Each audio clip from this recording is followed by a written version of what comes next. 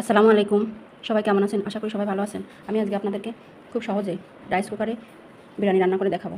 গতদিন আমি বড় হাঁড়িতে করে রান্না করে দেখিয়েছিলাম, আজকে আমি রাইস কুকারে রান্না করে দেখাবো।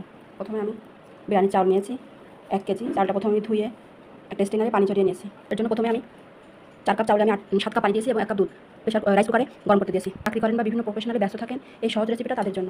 আমি মাংসটা গতদিন রান্না করে নর্মাল ফ্রিজে রেখে দিয়েছিলাম। মাংস রান্না করার আগে আমি প্রথমে মাংসটাকে ম্যারিনেট করে রাখি। টক দই, তেল, পেঁয়াজ বেরেস্তা, ধনিয়ার গুঁড়ো, জিরার গুঁড়ো, কিছু পেঁয়াজ বাটা, কিছু শুকনো মরিচের গুঁড়া দিয়ে প্রথমে আমি ম্যারিনেট করে রাখি। একদিন আগে থেকে রান্না করে রাখলে দিনে দিন একটু ঝামেলা কম হয়, খুব সহজে তাড়াতাড়ি রান্না করা যায়। আমি কিছু মটরশুঁটি দিব বিরিয়ানিতে। যে দুধটা দিব সেই দুধটা আমি জাল করে নিয়েছি। অবশ্যই দুধ জাল করে নেবেন। রান্নার শেষ পর্যায়ে চলে আসলে আমি গোলাপ জল দিব, কেওড়া জল দিব। করতে চাইলে আপনি মাংসটা ম্যারিনেট করে রাখার পরে প্রেশার কুকারে দিয়ে কয়েকটা সিটি দিয়ে নিতে পারেন, তাহলে খুব সহজে সিদ্ধ হয়ে যাবে মাংসটা। এখন এই সিদ্ধ করা মাংসটা আমি একটু জাল দিয়ে নিব। এর ভিতরে একটা আলু কেটে দিব, দিয়ে আমি মাংসটাকে জাল করে আর একটু জাল করে নিব। বিরিয়ানির সঙ্গে ডিমের কোরমাটা আমরা সবাই পছন্দ করি, এজন্য আমি আজকে বিরিয়ানির সঙ্গে ডিমের কোরমা করে দেখাবো।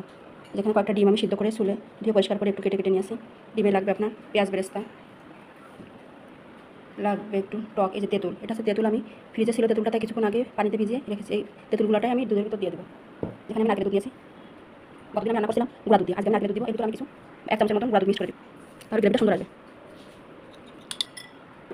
ডিম এবং ভাতে আমি কয়েকটা কাঁচামরিচ দেবো। প্রথমে আমি ডিমটা রান্না করে দেখাবো, তারপর বিরিয়ানি শুরু করবো। এখন আমি ডিমের কোরমাটা করে দেখাচ্ছি। প্রথমে কড়াইতে তেল দিয়ে দিলাম। তেল দিয়ে ডিমটা আমি হালকা করে ভাজি করে নিব।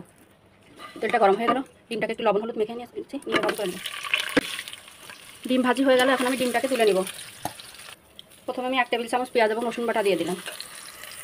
এখন দিয়ে দিলাম কয়েকটা এলাচ, ভালো দারচিনি, দিয়ে দিলাম অল্প একটু ধনিয়ার গুঁড়া, দিয়ে দিলাম একটু জিরার গুঁড়া। ভালো করে নেড়ে এখন ডিম দিয়ে দিলাম। নারকেলের দুধটা দিয়ে দিলাম। এখন দিয়ে দিচ্ছি তেঁতুল। রান্না প্রায় শেষ পর্যায়ে এখন আমি দিয়ে দেবো পেঁয়াজ বেরেস্তা এবং সে চিনি। দিয়ে দিলাম কয়েকটা কাঁচা ঝাল। নামার আগে স্বাদ আমার দেখতে দেখবেন, খেয়ে দেখলাম আমি লবণ দিতে ভুলে গেছি। লবণটা দিয়ে আমি আবার খেয়ে দেখলাম অসাধারণ স্বাদ। রান্না হয়ে গেলে এখন আমি নামিয়ে নেব। এখন আমি ডিমটাকে একটা সার্ভিং ডিশে নামিয়ে নিলাম। টক মিষ্টি ঝাল ডিমের কোরমা অনেক সুস্বাদু। এখন আমি বিরিয়ানিটা প্রস্তুত করবো। কড়াইতে তেল দিয়ে দিলাম। প্রথমে এই তেলের ভিতরে আমি একটু আলু ভাজি করবো। আমি আলু পছন্দ করে এবং পেঁয়াজ বেরেস্তা করে সাথে চালটা ভাজি করে নেব। আলুর সঙ্গে আমি একটু ফুড কালার দিয়েছি। তবে নেড়ে আলুটা প্রায় সিদ্ধ হওয়া পর্যন্ত আমি ভাজি করবো। এরপর মাংসটাও আমি একটু জাল করে নিব। কালকে প্রেশার কুকারে দিয়ে সিদ্ধ করে রাখছিলাম। আজকের বিরিয়ানিটা মূলত আমি দিলশাদের বান্ধবী রুদাবা ডাক্তার এর সৌজন্যে রান্না করছি। আলুটা ভাজি হয়ে গেলে এখন আমি আলুটাকে তুলে নিব।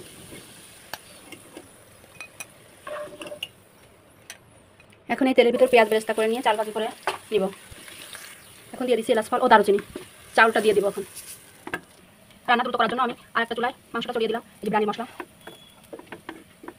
এখন সে আলু ভাজি করে আলুটা মাংসের ভিতর দিয়ে দেবো, দিয়ে একটু আমি জাল করে নিব। অন্যদিকে দেখেন আমার চালটাও ভাজি করা হয়ে গেছে। আর একদিকে রাইস করে পানি দিয়েছিলাম 7 কাপ। পানিটা আমার গরম হয়ে গেছে, আমি গরম পানি দিলাম, চালটা দিয়ে দেবো।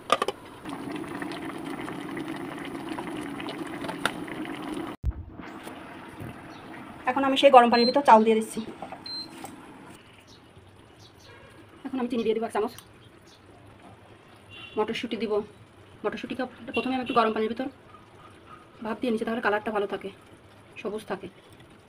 এখন একে একে আমি সব ইনগ্রিডিয়েন্টসটা দিব। এর ভিতরে গোলাপ জল, কেওড়ার জল, মাংসটাও দিয়ে দিব। এখন আমি রাইসের ভিতর মাংসটা দিয়ে দিচ্ছি।